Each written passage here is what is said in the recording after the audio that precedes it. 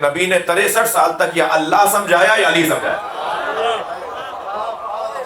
میں کوئی خطابت یا کوئی زور سے بول کر یہ نہیں کہ صاحب میں نے اونچی آواز میں بول دیا تو بس میں نے بول دیا تو مان لیا جائے گا. نہیں، ائمہ اہل بیت نے یہی فرمایا. ساری زندگی نبی نے یا اللہ سمجھایا یا علی سمجھایا. اور دونوں کو یعنی دونوں ولایتیں، نبی کے پاس بھی ولایت ہے، نبی بھی ہمارے مولا ہیں. اللہ مولا، نبی مولا، علی مولا. یہ ہمارے 3 مولا ہیں نا قرآن کی روشنی میں، سرکار کے احادیث کی روشنی میں ہمارے 3 مولا ہیں. انما ولیکم اللہ ورسولہ والذین آمنوا والذین یقیمون الصلاۃ ویؤتون الزکاۃ وہم راکعون. تمہارا مولا، تمہارا ولی اللہ ہے، اللہ کا رسول ہے، اور وہ جو صاحب ایمان ہے جس نے نماز قائم کی اور جس نے حالت رکوع میں زکوٰۃ دی. حالت رکوع میں زکوٰۃ سب کو پتا ہے. بالاتفاق اس آیت کی تفسیر کے اندر سنی نے، شیعہ نے، سب نے لکھا ہے کہ آیت اس وقت نازل ہوئی جب مولا علی نے رکوع کی حالت میں فقیر کو جو مسجد میں آ کے کہہ رہا تھا مجھے کوئی اللہ کے دروازے سے دینے والا ہے، اللہ کی اس بارگاہ میں، مثلا مسجد اللہ کی بارگاہ ہے، اللہ کی بارگاہ سے مجھے کوئی دینے والا ہے. مولا علی حالت رکوع میں تھے. اہل سنت کہتے ہیں کہ مولا نے اپنی ابا گرا دی اور اشارہ کر دیا کہ اسے اٹھا لے. اور ہمارے علماء نے لکھا ہے کہ مولا نے اپنا ہاتھ رکوع کی حالت میں ایسے پھیلایا اور انگوٹھی کو ظاہر کیا کہ میری انگوٹھی اتار. وہ انگوٹھی اتار کے لے گیا. جب یہ انگوٹھی اتار کر لے گیا تو آیت نازل ہوئی کہ تمہارا مولا اللہ ہے، تمہارا مولا اللہ کا رسول ہے، تمہارا مولا وہ ہے جو صاحب ایمان ہے، جس نے نماز قائم کی اور جس نے حالت رکوع میں زکوٰۃ دی.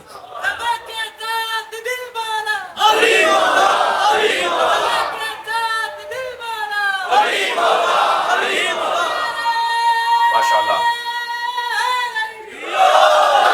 میرا سوال یہ ہے کہ جب جنگ بدر میں مولا علی کے زانوں پر تیر لگا اور وہ تیر نکالتے تھے تو مولا کو تکلیف ہوتی تھی، تو مولا نبی نے فرمایا کہ علی جب سجدے میں ہو تب تیر نکال لینا. اس لیے کہ علی حالت سجدہ میں اپنی ذات کو ختم کر کے اللہ میں فنا ہو جاتے. اور ایسا ہی ہوا جب مولا حالت سجدہ میں تھے تو صحابہ کرام میں سے جو معالج تھے، جو طبیب تھے، انہوں نے مولا کے زانوں پہ لگے ہوئے تیر کو نکال دیا اور علی کو احساس بھی نہیں ہوا.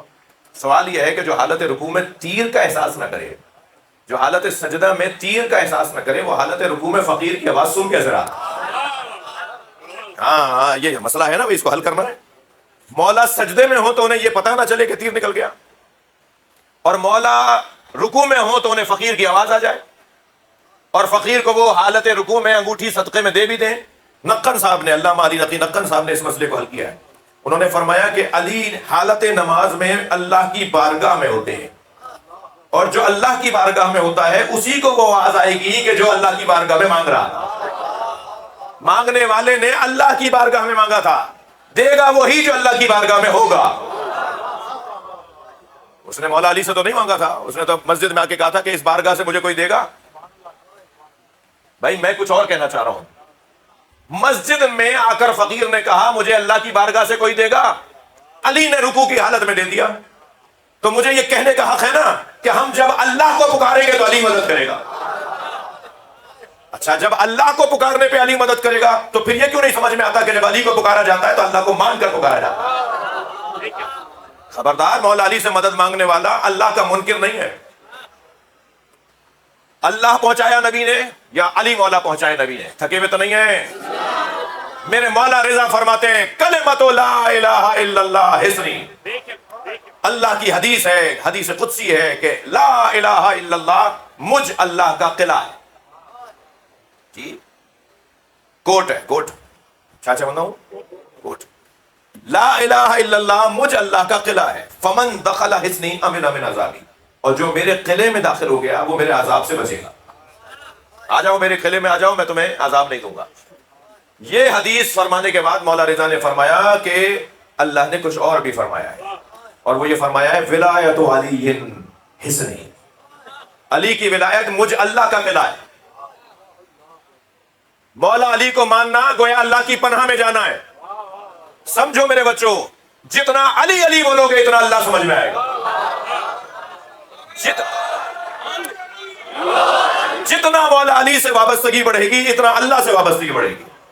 ولایت علی ابن ابی طالب حصنی، اللہ فرما رہا ہے علی کی ولایت مجھ اللہ کا قلعہ ہے. کبھی کہا لا الہ الا اللہ میرا قلعہ ہے، جو اس میں داخل ہو گیا وہ عذاب سے بچ گیا. کبھی اسی اللہ نے ارشاد فرمایا علی کی ولایت مجھ اللہ کا قلعہ ہے. جو اس قلعے میں داخل ہو گیا وہ مجھ سے میرے عذاب سے بچ گیا. یہ مولا رضا نے فرما کر اپنی محمل آگے بڑھائی، یعنی حضرت کی اونٹنی جس پہ حضرت تشریف فرما تھے محمل میں ہماری میں وہ آگے بڑھنے لگی. پردہ گرا دیا حضرت نے، میرے مولا رضا نے پردہ گرا دیا. ایسا لگا جیسے اب حضرت جا رہے ہیں، بس جو کہنا تھا کہہ دیا. تھوڑی سی سواری آگے بڑھی تو پھر حضرت کی سواری رک گئی. حضرت نے محمل کا پردہ ہٹایا.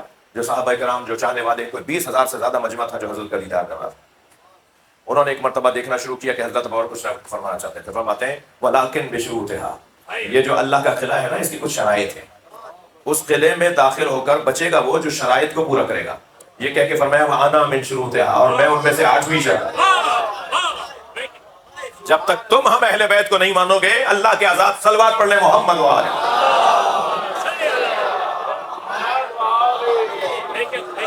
اللہ کے عذاب سے نہیں بچ سکو گے بغیر علی کے. وہ عذاب الہی سے بچے گا. اچھا، لا الہ الا اللہ قلعہ بچنے کا، عذاب سے بچنے کا. علی ولی اللہ قلعہ اللہ کے عذاب سے بچنے کا. تو یہ دونوں کیا ہے؟ کیسے؟ کیا مطلب ہے؟ دونوں کو ہمیں ایک مانے؟ کیا مطلب ہے اس کا؟ آپ بچے کو لے گئے ڈاکٹر کے پاس، خدا نخواستہ بچہ بیمار ہوا، تکلیف میں تھا، مجبور ہو گئے، ڈاکٹر کے پاس لے گئے. ڈاکٹر نے کہا جی اس کو یہ دوا کھلائیں گے. تو کڑوی دوا بچہ کھا نہیں رہا تھا. انہوں نے کہا ٹھیک ہے، اس کو ہم یہ سیرپ دے دیتے ہیں جو میٹھا ہے. تو 2 علیحدہ ذائقوں کی چیزیں ضرور ہیں مگر تاثیر ایک. مثلا کبھی کیا ہوتا ہے کہ نہیں سیرپ نہیں دیں گے، انجیکشن لگائیں گے، تو وہ جو اس کا اثر تھا وہی اثر اس کا بھی ہے. تو ہیں 2 مختلف چیزیں مگر دونوں کا اثر ایک ہے. ایک ہے لا الہ الا اللہ، ایک ہے علی ولی اللہ، اور دونوں کا اثر ہے عذاب سے بچنا. صلوات محمد و آل محمد. میں اس ذوق کا نہیں ہوں، میرے پاس معلومات اس کی بہت زیادہ نہیں ہے، لیکن تصدیق کر کے آپ کو یہ جملہ کہہ رہا ہوں. ذمہ دار جگہ جہاں میں بیٹھا ہوں یہ ذمہ داری کی جگہ ہے. تو لا الہ الا اللہ کا عدد اگر آپ نکالیں گے نا، لا الہ الا اللہ کے عدد اگر نکالیں گے تو لا الہ الا اللہ کے عدد، لا الہ الا اللہ کے عدد پنجتن کے عدد ہے. عدد پنجتن کے جو عدد ہے وہی لا الہ الا اللہ کے. پروردگار عالم نے وہ نہیں چاہتا کہ کوئی مجھے مانے بغیر علی. کہتا ضرورت ہی نہیں میرا کلمہ پڑھنے، ایسا کلمہ مجھے پسند ہی نہیں ہے جو علی کے بغیر ہو. لب لباب یہ ہے، خلاصہ یہ ہے کہ اللہ اپنے توحید کے عقیدے کو ہم سے تسلیم کرے گا، ہماری بات کو مان لے گا اگر ہم مولا علی کے ذریعے سے آئیں گے. اور یہ میں نہیں، یہ اہتمام کیا ہے سرکار نے. فرمایا فضل علی، حدیث سنا رہا ہوں، فضل علی علی ہذہ الامہ، علی کی فضیلت پوری امت پر ایسی ہے کہ فضل شہر رمضان علی سائر الشہور، جیسے 12 مہینوں میں ماہ رمضان کو فضیلت ہے. عجیب تعبیر ہے جو نبی ہمیں سمجھا رہے ہیں. جیسے 12 مہینوں میں، سارے مہینوں میں ماہ رمضان کو فضیلت حاصل ہے، ایسے میری امت میں علی کو فضیلت حاصل ہے. پھر فرمایا فضل علی علی ہذہ الامہ کفضل لیلۃ القدر علی سائر اللیالی، علی کی فضیلت میری امت میں ایسی ہے جیسے شب قدر کو ساری راتوں پر فضیلت. پھر فرمایا فضل علی علی ہذہ الامہ کفضل الجمعہ علی سائر الایام، علی کو میری امت میں وہ مقام حاصل ہے جو ہفتے کے دنوں میں جمعے کو حاصل ہے. اچھا یہ کہہ کر رکے نہیں سرکار، فرمایا طوبی لمن آمن بہ وصدق بولایتہ وویل لمن جحدہ. توجہ چاہوں گا، نبی مکرم فرما رہے ہیں مبارک ہو اسے جو علی کو مانتا ہے.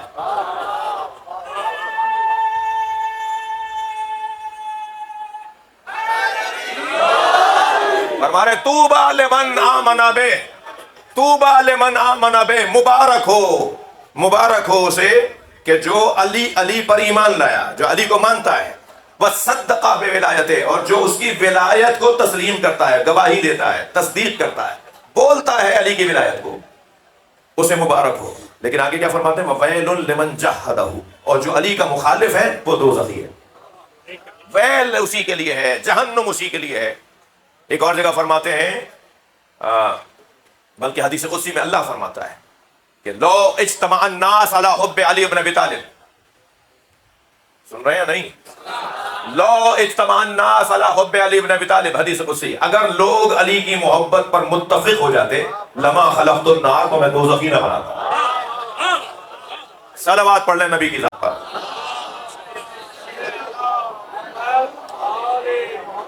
خلاصہ یہ ہے میری گفتگو کا کہ یہ وہ بڑی نعمت ہے، اتنی بڑی نعمت ہے کہ اس کے بارے میں قیامت میں سوال ہوگا کہ بتاؤ تم علی کے ساتھ تھے دنیا میں؟